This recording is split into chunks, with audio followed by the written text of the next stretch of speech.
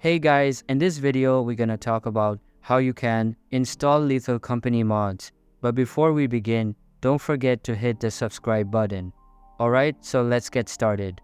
First of all, open any type of preferred browser on your PC and search for thunderstore.com.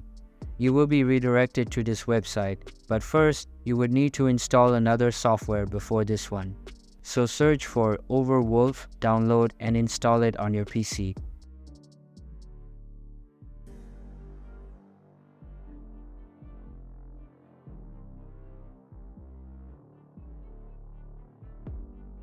After that, go back to the browser and install the Thunderstorm app on your PC.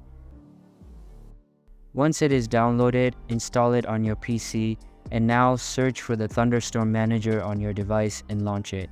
Navigate to Lethal Company, create a new profile and open it. Now download the pinned mod and then the preferred one. I will download the bigger lobby mod, and after the download is complete, you can go to the My Mods tab to see all of your installed mods. Now, if you tap on the modded button at the top right corner, your modded version will be launched. But if you tap on the vanilla button, the normal version will be launched. So that's all for today's video. Hope you liked the video. Thanks.